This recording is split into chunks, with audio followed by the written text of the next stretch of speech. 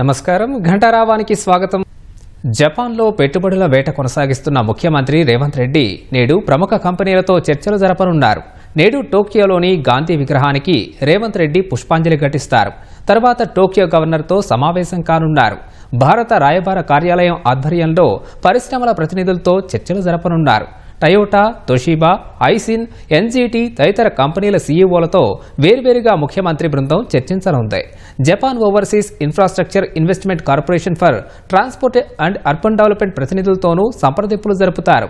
ఈ సాయంత్రం Sumida river ఫ్రంట్ను సీఎం సందర్శిస్తారు. ఐటీ పరిశ్రమల శాఖ మంత్రి శ్రీధరబాబు నేడు జపాన్ చేరుకోనున్నారు. ఈ నెల 21న ఒసాకాలోని యుమషిమాలో జరగనున్న వరల్డ్ ఎక్స్పోలో తెలంగాణ పెవిలియన్ను సీఎం రేవంత్ రెడ్డి ప్రారంభించి బిజినెస్ రౌండ్ టేబుల్ సమావేశంలో పాల్గొంటారు. ఒసాకా రివర్ ఫ్రంట్ను పరిశీలించనున్నారు. ఈ నెల 22న ఒసాకా నుంచి హిరోషిమా వెళ్తారు.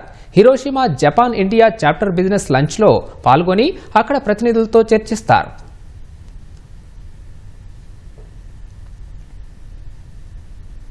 కాళేశ్వరం ఆనకట్టలకు చెందిన అంశాలపై విచారణ చేస్తున్న జస్టిస్ పీసీ ఘోష్ వచ్చే వారం హైదరాబాద్ రానున్నారు. గత కొన్ని నెలలుగా విచారణ చేస్తున్న కమిషన్ దాదాపుగా ప్రక్రియను పూర్తి చేసింది. నివేదికను సిద్ధం చేసే పని గతంలోనే జస్టిస్ ఘోష్ ప్రారంభించారు. ఆ కసరత్తు సైతం దాదాపుగా పూర్తయినట్లు సమాచారం.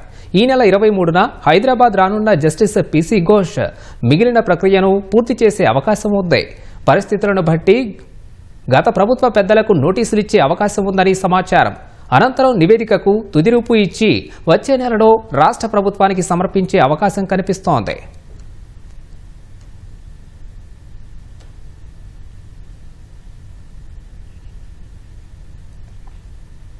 నెలాఖరు వరకు ఎల్ఆర్ఎస్ దరఖాస్తులను 100% పరిష్కరించేలా చర్యలు తీసుకోవాలని కలెక్టర్లు, మున్సిపల్ కమిషనర్లను పురపాలక శాఖ ముఖ్య కార్యదర్శి దాన కిషోర్ తెలిపారు. కలెక్టర్లు, మున్సిపల్ కమిషనర్లు, టౌన్ ప్లానింగ్ అధికారులతో దాన కిషోర్ వీడియో కాన్ఫరెన్స్ నిర్వహించారు.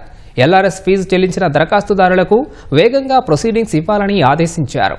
లేఅవుట్ల పరిశీలన ఆశించినంత వేగంగా జరగట్లేదని దాన కిషోర్ అసంతృప్తి వ్యక్తం చేశారు. బల్క్ అప్లికేషన్లపై ప్రత్యేకంగా దృష్టి పెట్టాలన్న దానకిషోర్ ఎల్ఆర్ఎస్ ప్రయోజనాలపై విస్తృతంగా ప్రచారం చేయాలని కలెక్టర్లకు సూచించారు. ఇప్పటికీ ఫీజు చెల్లించని దరఖాస్తుదారులకు ఫోన్ చేసి ఈ నెల 30లోగా ఫీజు చెల్లించేలా చూడాలని దిశానిర్దేశం చేశారు. ఎంజీబీఎస్ నుంచి శంషాబాద్ వరకు చేపట్టిన మెట్రో రైలు విస్తరణలో పురావస్తు కట్టడాలుగా ప్రకటించిన నిర్మాణాల జోలికెళ్లబోమని హైకోర్టుకు రాష్ట్ర ప్రభుత్వం హామీ ఇచ్చింది. మెట్రో విస్తరణ పనులపై పూర్తి వివరాలతో కౌంటర్ దాఖలు చేస్తామని పేర్కొంది. మెట్రో 2వ దశ విస్తరణ పనుల నిలిపివేతకు ఆదేశాలివ్వాలని యాక్ట్ పబ్లిక్ వెల్ఫేర్ ఫౌండేషన్ అధ్యక్షుడు మహమ్మద్ రహీం ఖాన్ హైకోర్టులో పిటిషన్ వేశారు. ఆ పిటిషన్పై ధర్మాసనం మరోసారి విచారణ జరిపింది. విస్తరణ పనుల వల్ల చారిత్రాత్మక కట్టడాలపై ప్రభావం పడుతుందని పిటిషనర్ న్యాయవాది వాదించారు. చార్మినార్, ఫలక్నుమా, పురాణ హవేలీ, దారుల్ షిఫా, మొగల్పురా టూమ్స్ తదితర కట్టడాలకు ప్రమాదం ఉందని తెలిపారు. పిటిషన్పై విచారణ ముగిసేసరికి పనులను నిలిపివేయాలని కోరారు. సమగ్ర వివరాలతో కౌంటర్ దాఖలకు ఈ నెల 22 వరకు గడువు కావాలని అదనపు అడ్వకేట్ జనరల్ కోరారు. వచ్చే విచారణ వరకు పురావస్తు కట్టడాలుగా ప్రకటించిన వాటిని తాకబోమని హామీ ఇచ్చారు. హామీని రికార్డ్ చేసిన ధర్మాసనం ఈ నెల 22 వరకు విచారణ వాయిదా వేసింది. అకాల వర్షాలు అన్నదాతల్ని నిండా ముంచాయి. ఆరుగాలం కష్టపడి పండించిన పంట అమ్ముకునే సమయానికి చేతికందకుండా పోయింది. వడగళ్లవాన, ఈదురుగాలులకు నల్గొండ జిల్లాలో నిమ్మ చెట్లు వేర్లతో సహా బయటకు వచ్చి నేలకొరిగాయి. చేతికొచ్చిన పంట నోటికందకుండా పోయిందని కర్షకులు కన్నీరు పెడుతున్నారు. ప్రభుత్వమే ఆదుకోవాలని వేడుకుంటున్నారు. నల్గొండ జిల్లాలో ఇటీవల ఈదురుగాలులతో కూడిన వర్షాలు నిమ్మ రైతులకు తీరని నష్టం మిగిల్చాయి. నకరేకల్, కేతేపల్లి, శాలిగౌరార మండలాల్లోని పలు గ్రామాల్లో నిమ్మ చెట్లు వేర్లతో సహా బయటికి వచ్చి నేలకొరిగాయి. నిమ్మకాయలు, పిందెలు నేలరాలాయి. ఓగోడు, నడిగోడెం, కడపర్తి, వల్లభపురం, పెరకకొండారం, పాలెం, నోముల, వల్లాల, గుడివాడలో సుమారు 2000 ఎకరాలకు పైగా నిమ్మ తోటలు గాలి దుమారానికి ధ్వంసమయ్యాయి. చేతికొచ్చిన పంట నోటికి అందకుండా పోయిందని కర్షకులు బోరున విలపిస్తున్నారు.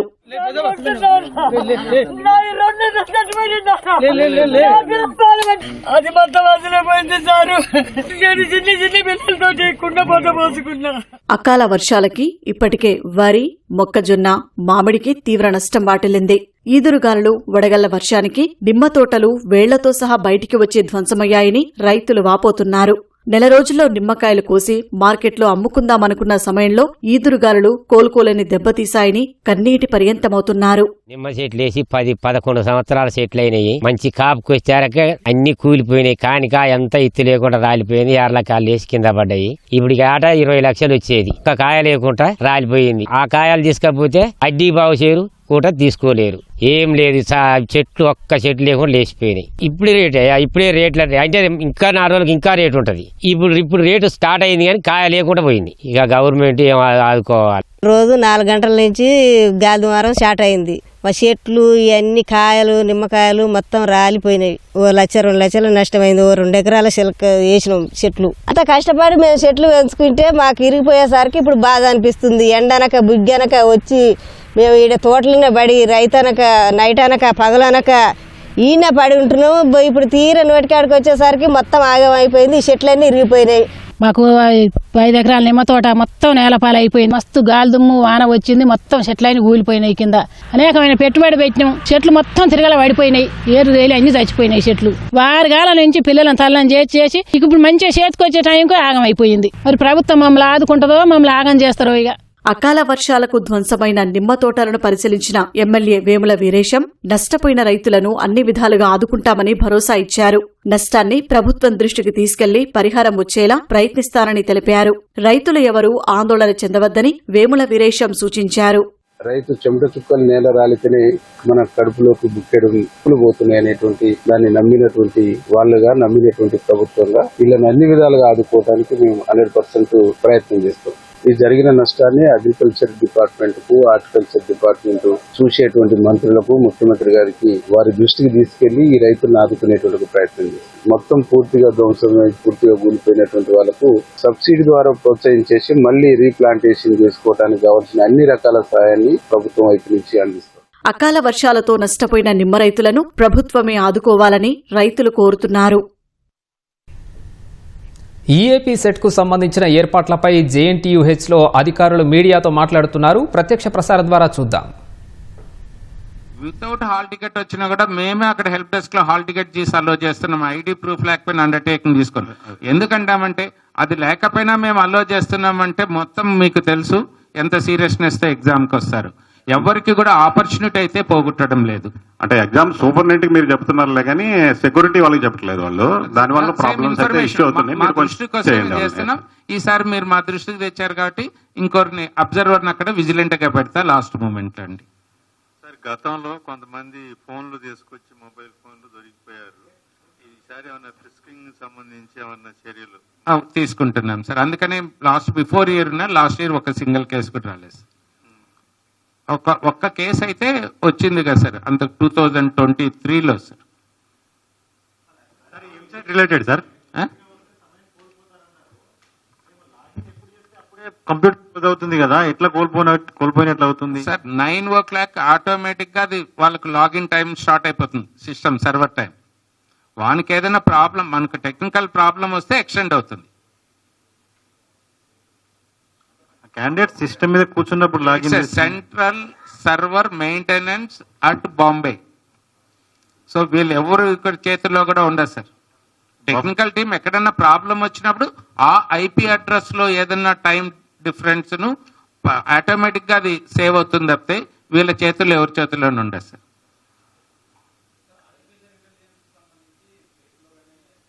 ప్రొఫెసర్ లేరని చెప్పేసి అనేది ఉంది. అయితే తనిఖీల్లో భాగంగా కోర్సులు తీసుకున్న కాలేజీలకు ఆర్టిఫిషియల్ ఇంటెలిజెన్స్ కు సంబంధించిన ప్రొఫెసర్లు ఉన్నారనేది మీ తనిఖీల్లో ఏమన్నా బయటపడ్డదా? వాస్తవంగా అట్లాంటి వాళ్ళు ఉన్నారా లేరా? ఇంకా తనిఖీలు 2 రోజులు అయింది సార్ మొదలుపెట్టి. రిపోర్ట్స్ అన్ని చూసిన తర్వాత మీకు ఆ ఇన్ఫర్మేషన్ ఏదైనా ఉంటే ఫర్నిష్ చేస్తాం.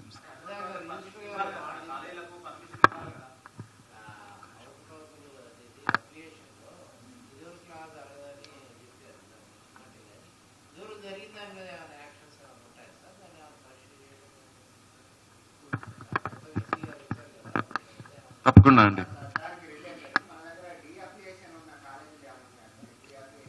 యాజ్ ఆఫ్ నో లేవండి, యాజ్ ఆఫ్ నో లేవు. If they not following in the honourable vice chancellor చెప్తున్నారు కదా రిజల్ట్స్ ఇట్లాంటివన్నీ మేము పక్కాగా వెరిఫై చేస్తున్నామని. అట్లాంటి ఇష్యూస్ లో ఏమన్నా ఇష్యూస్ బయటపడితే డిఎఫ్లియేట్ చేయడానికి వెనకాడదు యూనివర్సిటీ. చెప్పండి సార్ ప్లీజ్.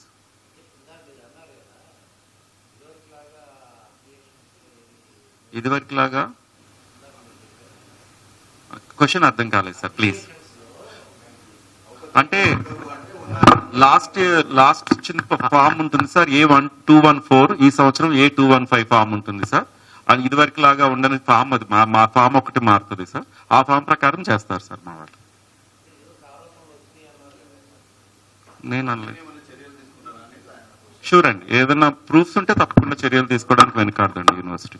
సార్, ఇంజనీరింగ్ కాలేజీలో ఫీజు రిఫండ్ కావాలి అంటే ట్యూషన్ ఫీజు రిఫండ్ వస్తలేదని చెప్పేసి మేనేజ్మెంట్ వాళ్ళు సర్టిఫికెట్స్ ఇవ్వడం లేదని విద్యార్థులు చాలా ఇబ్బందులు పడుతున్నారు. దానిపైన మేము ఇప్పుడు కౌన్సిల్లో కూడా మీరు చూస్తుంటారు కదండి, వీలైనంత వరకు కౌన్సిల్ వాళ్ళ ఇష్యూస్ సార్ట్ అవుట్ చేసి ఆల్ టికెట్స్ కానీ సర్టిఫికెట్స్ ఇప్పిస్తున్నాం. మా దృష్టికి వచ్చినాయి, ఇంకా రానివి మాకు తెలియదు. కానీ ఏ స్టూడెంట్ కూడా వాళ్ళ సర్టిఫికెట్స్ పెట్టుకున్నారని, ఎందుకంటే నేను రోజు ఆల్మోస్ట్ మా ఒక కంప్లీట్ డిపార్ట్మెంటే మేము వాళ్ళ గ్రీవెన్సెస్ తీసుకొని చేస్తున్నాం. మా దృష్టికి రానివి మాకు తెలియదు, కానీ వచ్చినాయి వీలైనంత వరకు వాళ్ళ స్టూడెంట్స్ సఫర్ కాకూడదు. ఎందుకంటే ఇది యూజీసీ మ్యాండేట్, సర్టిఫికెట్స్ ఉంచుకోకూడదు అనేది మనది కాదు, యూజీసీ మ్యాండేట్ కాబట్టి చెప్తున్నామండి. వీలైనంత వరకు ఇష్యూస్ ఏం లేవు. అంటే రీసెంట్ గా ఇక్కడ యూనివర్సిటీ దగ్గర ధర్నా చేశారు సార్ స్టూడెంట్స్, అదే దాని గురించి అని. అంటే మనకు ఫీజు రిఫండబుల్ వస్తుందా రావట్లేదా ఎట్లా అని? ఇంకా అది ఫీజు రిఫండబుల్ వేరే, ఎందుకంటే గవర్నమెంట్ మేమందరం రిక్వెస్ట్ చేస్తున్నాం కొంత ఫైనాన్స్, కానీ పిల్లలకైతే ఇబ్బంది కలిగించేది లేదు. ఎందుకంటే యూనివర్సిటీ యూజీసీ మ్యాండేట్ కోర్స్ కూడా చెప్పినాయి కాబట్టి వాళ్ళ సర్టిఫికెట్స్ ఉంచుకునే అధికారం ఏ యూనివర్సిటీకి లేదు. అట్లాంటివి ఏమైనా ఉంటే కూడా మేము ఇంటర్వెన్షన్ అయ్యి ఇప్పిస్తున్నాం. అది సార్, ఇప్పుడు యూజీసీ అంటే ఎన్ఈపి 2020 ప్రకారం మన యూనివర్సిటీలలో బీఈడి, ఎంఈడి, జర్నలిజం కోర్సులు కూడా పెట్టాలని ఉన్నది కదా సార్, దానిపైన ఇప్పుడు అదేమో ఇంకా పెద్ద అది ఇప్పుడు పాలసీ మీరు చూస్తున్నారు కదా. నేను నిజంగా లాస్ట్ 6 months మేము కౌన్సిల్కి వచ్చిన మా టీం కూడా మేము ఇవన్నీ ఏంటంటే ఎన్ఈపి ఇంప్లిమెంట్ చేయాలనా లేదా ఇవన్నీ కొన్ని ఉన్నాయి, కొన్ని స్టేట్స్ సపోర్ట్ చేస్తున్నాయి అది. సో అదేంటంటే బెస్ట్ ప్రాక్టీసెస్ ఏముంటే స్టూడెంట్కు వాళ్ళకి అడ్వాంటేజ్ ఉన్నాయి తీసుకుంటున్నాం. ఎన్ఈపి అని ఎగ్జాక్ట్ చెప్పట్లేదు.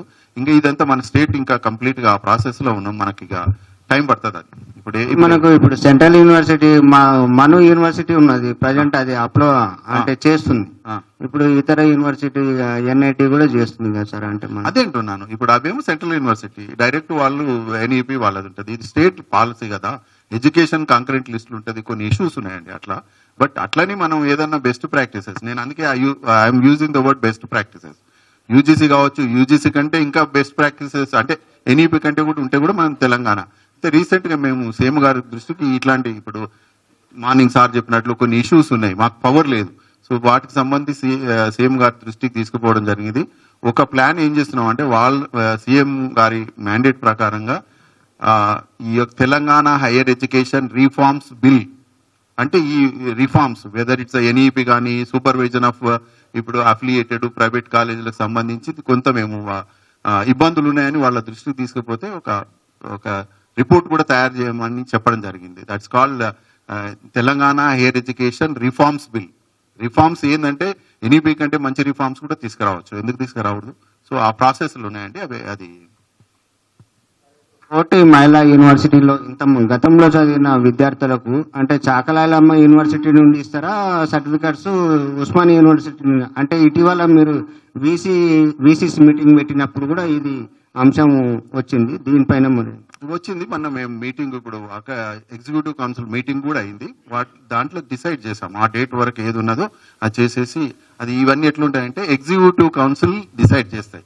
ఇప్పుడు యూనివర్సిటీస్ కు ఎగ్జిక్యూటివ్ కౌన్సిల్ అయితే మన ఎగ్జిక్యూటివ్ కౌన్సిల్ లో కూడా డిసిషన్ తీసుకోవడం జరిగింది ఆ డేట్స్ ప్రకారంగా. ఎందుకంటే అది మహిళా యూనివర్సిటీ ఉన్నది, తర్వాత వచ్చింది, అదంతా అది చూసేది. అది కాకపోతే స్టూడెంట్స్ కి ఇబ్బంది కలగకుండా చూసే ప్రయత్నంలోనే ఉంది. సార్ ఇంకోటి, ఇప్పుడు మన ఏది నాంపల్లిలో ఉన్న తెలుగు యూనివర్సిటీలో నల్సార్ లా యూనివర్సిటీ వాళ్ళు ఎల్ఎల్బి కోర్సు ప్రవేశపెడుతురు అనేది సమాచారం. దానిపైన ఏమైనా? ఇప్పుడు సరే, నేనైతే పార్ట్ ఆఫ్ నల్సార్ కానీ ఇప్పుడు నల్సార్లో లేను.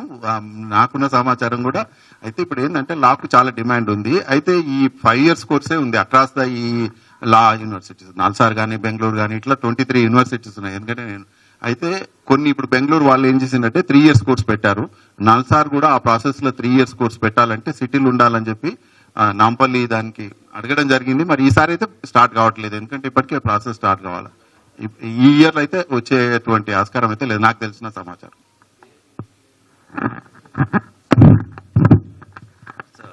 It's a small suggestion. It's just like introspection to us. It's introspection to us for us.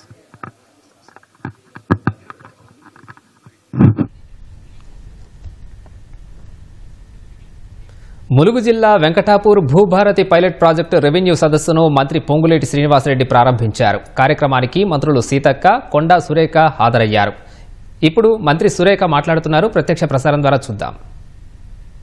చక్కగా ఏర్పాటు చేసి మంచి కార్యక్రమాన్ని 2 రోజుల్లో చెప్పగానే మరి అద్భుతంగా ఏర్పాటు చేసినటువంటి జిల్లా కలెక్టర్ గారికి, గ్రంథాలయ చైర్మన్ గారికి, రెవెన్యూ శాఖ అధికారులకు, పత్రికా మీడియా సోదరులకు, పోలీస్ మరి సోదరులకు, అదేవిధంగా మా అక్కలకు, అన్నలకు, తమ్ముళ్లకు అందరికీ కూడా పేరు పేరునంగా ఉద్యమ వందనాలు తెలియజేస్తా ఉన్నాం. ఇంతకు ముందే చెప్పిన భూమి అనేది మరి ఒక ఆదాయం, ఒక ఆత్మగౌరవం, ఒక బలం. భూమి ఉంటే మన దగ్గర ఎవరైనా అప్పిస్తారు. భూమి ఉంటే మనం పంట ఎంతైనా తీసుకోవచ్చు. ఇవాళ ఆ పంట వస్తుంటే మరి రైతుకు 500 బోనస్ ఇస్తున్నాం. అదే బోనస్ ద్వారా కొన్న వడ్లను ఇవాళ బియ్యం పట్టించి పేదింటి బిడ్డలు ఒక్కరి పేరు మీద 6 కిలోలు ఇస్తే మినిమం ఒక్క మనిషికి 300 రూపాయలు సన్న బియ్యం మీరు బయట పెట్టి కొనుక్కుంటే ఈరోజు ఫ్రీగా మన ప్రభుత్వం ఇస్తుంది. ఇట్లా భూమి అనేక రకాలుగా మనకొక మరి ధైర్యం. కాబట్టి ఈ ధైర్యాన్ని ధరణి పేరుతో గత 10 సంవత్సరాలలో దగా చేయడం జరిగింది. ఇందాక ఒక రైతు చెప్పిండు, నా భూమి ఉండే ఆయన చేతిలో నేను చూసిన మరి వైఎస్ఆర్ గారి గవర్నమెంట్లో ఇచ్చిన పట్టా కూడా కనబడుతుంది. తర్వాత గత ప్రభుత్వం ఇచ్చిన పట్టా ఉంది. తర్వాత దాన్ని నెంబర్ రద్దు చేసి ఇంకోవరి పేరు ఎక్కిచ్చేసిరాడు. అంటే గతంలో పట్టా ఆయనదే ఉంది, మధ్యలో కూడా పట్టా ఇచ్చిరు, మోకా మీద కూడా ఆయనే ఉన్నాడు. కానీ మరి ఇన్ఫ్లుయెన్స్ చేసేటటువంటి వాళ్ళు, మరి అవకాశం ఉన్నటువంటి వాళ్ళు, అధికారం ఆ రోజు ఉన్నటువంటి వాళ్ళు కొంతమంది మరి అధికారులను బెదిరించో లేదో లోబర్చుకోనో వాళ్ళ పేర్లు తీసేసినటువంటి పరిస్థితి. సాక్షాత్తు ములుగు మండలంలో కూడా ఒక సమన్వయ కమిటీ, టీఆర్ఎస్ నాయకుడు, రైతు సమన్వయ సమితి ఒక రావు గారు, ఆయన ఏం చేసిండు, మోకా మీద 7 ఎకరాలలో పాపం వేరే బీసీ రైతున్నాడు, ఆయన దున్నుతున్నాడు. అంత మోకా మీద ఆయన ఉంది, కానీ పేరు మాత్రం వేరే ఆయన పేరు మీద ఉంది. రైతు బంధు ఆయన పేరు మీద వచ్చేది. మేము ప్రెస్కు కూడా ఇచ్చినాం, ఏందా ఇది న్యాయమా అంటే, నేనేం ఎక్కించుకోలే, రైతు బంధు నాకు వస్తుంది, నేనేం చేయాలి, మోక మీద మీరున్నారు, పంట మీకు వస్తుంది అంటే. ఇంత పచ్చిగా కూడా మరి వాళ్ళు గతంలో అసలు ఆడ భూమి కనపడకున్నా, భూమి ఉంటే వేరే వాళ్ళది ఆక్రమించుకోవడం, పాపం అరగోస పెట్టినటువంటి దాఖలాలు కనబడ్డాయి. వాటన్నింటినీ చెక్ పెట్టాలనే ఉద్దేశంతో ఈరోజు భూభారతి చట్టాన్ని తీసుకొచ్చి ఎవరైతే అర్హత ఉందో, ఎవరికైతే చెందుతుందో వాళ్ళకే ఈ భూమి దక్కాలనేటువంటి లక్ష్యంతో కొత్త చట్టానికి శ్రీకారం చుట్టినటువంటి సీఎం రేవంత్ రెడ్డి గారికి, పెద్దలు రెవెన్యూ శాఖ మంత్రి పొంగులేటి శ్రీనన్న గారికి మరొక్కసారి ధన్యవాదాలు తెలియజేస్తా ఉన్నాను. అధికారులు కూడా మనం చూసినాం, గతంలో వీఆర్ఓలను వాడుకున్నంత వాడుకున్నారు గత ప్రభుత్వం బీఆర్ఎస్ నాయకులు. ఎక్కడంటే అక్కడ వీళ్ళ భూమి వాళ్ళ పేరు మీద ఎక్కించుకున్నారు, వాళ్ళ వీళ్ళకి ఎక్కించారు. తర్వాత లాస్ట్కి ఏం చేసిర్రు, వాళ్ళే దొంగలు, అధికారుల దొంగలని వాళ్ళని తీసేసారు. మొత్తం ఎక్కింది ఏమో వాళ్ళ భూములు, వాళ్ళ పేర్ల వేరే వాళ్ళ భూములు వాళ్ళ పేర్ల మీద ఎక్కించుకున్నారు, వాడుకున్నారు, అధికారులను వాడుకొని ఎక్కించుకున్నారు. తర్వాత అధికారులను దొంగలని చెప్పారు. కాబట్టి దయచేసి అధికారులు కూడా, ప్రభుత్వం ఒక మంచి లక్ష్యంతో ఈ చట్టాన్ని తీసుకొస్తుంది కాబట్టి తీసుకొచ్చింది, న్యాయంగా ఎవరికి దక్కాలో అవసరమైతే 100 మంది ఆ ఊరోళ్లను, ఆ చుట్టుపక్కల కాస్తుదారులను తీసుకొచ్చి కూడా వాళ్ళ ముంగట సాక్ష్యాలు తీసుకొని ఇది నిజమా కాదా అని కూడా మనము విచారణ చేయాలి. కాబట్టి ఈరోజు మిగతా విషయాలన్నీ కూడా పెద్దలు సీనన్న గారు, సురేఖక్క గారు మాట్లాడతారు. ఇక్కడ వచ్చినటువంటి మా అక్కలకు అందరూ తెలుసు, ఈ ప్రభుత్వం పేదల ప్రభుత్వం, పేదల కోసం పనిచేస్తుంది. మేము ఏమేం పేదల కోసం తీసుకొచ్చినామంటే, మరి ఎర్ర బస్ ఎక్కేది పేదలే, పేదింటి ఆడబిడ్డలకు బస్ ఫ్రీ పెడితే వ్యతిరేకిస్తున్నారు బీఆర్ఎస్ వాళ్ళు. పేదింటి బిడ్డలు కూడా సన్న బియ్యం తినాలని సన్న బియ్యం పంపిణీ చేస్తే వాళ్ళు కళ్ళలో నిప్పులు పోసుకుంటున్నారు. పేదింటి గుడిసెళ్లలో ఉచితంగా ఇళ్లలో కరెంట్ ఇస్తే అది తప్పంటారు. మరి రాష్ట్రంలో దేశంలో ఎక్కలేని విధంగా 500 గ్యాస్ కనెక్షన్ ఇస్తున్నాం, గ్యాస్ సిలిండర్ ఇస్తున్నాం, అది కూడా తట్టుకోలేకపోతున్నారు. 10 ఏళ్లలో ఎంతమందికి వెంకటాపురం మండలంలో ఇండ్లు వచ్చినాయి ఒక్కసారి ఆలోచించండి. ఈ రోజు మరి పెద్ద ఎత్తున ఇండ్లు కూడా శాంక్షన్ అయిన, నిన్న మొన్న ఫైనల్ కూడా చేయడం జరిగింది. ముఖ్యమంత్రి గారు, మంత్రి గారు, మరి రెవెన్యూ మన ఇందిరమ్మ ఇండ్లు కూడా ఇచ్చేటువంటి హౌసింగ్ మంత్రి గారు కూడా మన ఇన్ఛార్జి మంత్రి పొంగులేటి సీనన్న గారే. ఫస్ట్ పేదోళ్ళకే ఇవ్వాలి, తప్పకుండా ఈ 3-4 సంవత్సరాలు అందరికి ఇల్లు ఇస్తాం, కానీ ఫస్ట్ ఆకలయ్యేటోళ్ళకే అన్నం పెట్టాలనేటువంటి లక్ష్యంతో, గూడు లేనోళ్ళకే ఇల్లు ఇవ్వాలనేటువంటి లక్ష్యంతో ఇల్లులు కూడా ఇవ్వడం జరుగుతూ ఉంది. రైతు పంట పండిస్తే బోనస్ ఇచ్చడం జరుగుతూ ఉంది. రైతు రుణమాఫీ చేయడం జరిగింది. గుంట కూడా భూమి లేనటువంటి వాళ్ళు రోజు 100 రోజుల పని పోతే వాళ్లకు సంవత్సరానికి 12,000 రూపాయలు ఇవ్వడం జరుగుతూ ఉంది. ఇన్ని పథకాలు గతంలో ఎన్నడూ కూడా లేదు. ఇవాళ నీ భూమే కాదా తెలియదు, నీ భూమి ఇంకోటి పట్టా చేసుకుంటే చాలు, వాళ్ళ 100 ఎకరాలున్నా 500 ఎకరాలున్నా వాళ్ళ ఖాతాలలో రైతు బంధు వేసినమనేది, కానీ ఒరిజినల్గా మోక మీద ఎవరున్నారో కూడా వాళ్ళు బయటికి తీయలే. కాబట్టి అవన్నింటిని కూడా ఇవాళ బయటికి తీసే లక్ష్యంతో మరి ఈరోజు న్యాయంగా ప్రజలకు దక్కాల్సింది దక్కాలన్నటువంటి లక్ష్యంతో ఈ యొక్క కార్యక్రమం ఇక్కడ చేయడం జరుగుతుంది. ఖచ్చితంగా కాంగ్రెస్ ప్రభుత్వం అంటేనే పేదల ప్రభుత్వం, పేదల సంక్షేమం గురించి ఆలోచించే ప్రభుత్వం. అధికారానికి వచ్చిన సంవత్సరంలోనే 59,000 మందికి ఉద్యోగాలు ఇచ్చినాం. వెంకటాపురంలో కూడా వచ్చినాయి. ఊరూర్లో 5, 4, 3, దాదాపుగా ములుగు జిల్లాలో 400 మందికి ఉద్యోగాలు వచ్చినాయి. పోలీసు కానీ, కానిస్టేబుల్, ఇతర టీచర్స్ కానీ, ఇతర కానీ. గతంలో ఉద్యోగాలు కూడా లేవు. మా అక్కలకు గతంలో పావులా వడ్డీ అని చెప్పారు, 3,500 ఎగ్గొట్టిపోయారు వాళ్ళు. 3,500 కోట్లు ఇయ్యలేదు వడ్డీ మీ డబ్బులు. కానీ ఈరోజు మొన్ననే మేము వడ్డీ డబ్బులు కూడా మీకు వడ్డీ లేని రుణాలు కూడా ఇవ్వడం జరుగుతూ ఉంది. మహిళలకు బస్సులలో ప్రయాణం చేయడం కాదు, బస్సు మీద హక్కు ఇచ్చినాం. ఉచితంగా మరి సోలార్ విద్యుత్ ఇస్తా ఉన్నాం. ఇక్కడే కోళ్ళ ఫార్మ్స్ పెట్టుకున్నారు, గేదెల ఫామ్లు పెట్టుకున్నారు. అనేక రకాల బిజినెస్లను కూడా మనం స్టార్ట్ చేయడం జరిగింది. కాబట్టి ఈరోజు ఇంత పెద్ద ఎత్తున వచ్చిన మీ అందరికీ మరొకసారి ధన్యవాదాలు. ఆలోచించండి, ఎవరు ప్రజల కోసం ఆలోచిస్తున్నారు, ఎవరు దోచుకున్నారు. ఒక్క ధరణి పేరు మీద వేలాది ఎకరాలు కొన్ని కుటుంబాలు, అధికారంలో ఉన్నటువంటి ఆనాటి అధికార పార్టీ నాయకులు ఎట్లా ఆక్రమించుకున్నారో తొందరలోనే ఒక్కొక్కటి బయటికి వస్తుందని కూడా ఈ సందర్భంగా తెలియజేస్తూ, ఈ కార్యక్రమాన్ని మంచిగా నిర్వహించినటువంటి కలెక్టర్ గారు, ఇతర అధికారులకు, అశేషంగా తరలి వచ్చిన మా సోదరులకు, సోదరిమణులకు అందరికీ కూడా పేరు పేరున హృదయపూర్వక నమస్కారాలు, ధన్యవాదాలు. జై రైతన్న, జై రైతన్న, జై రైతన్న.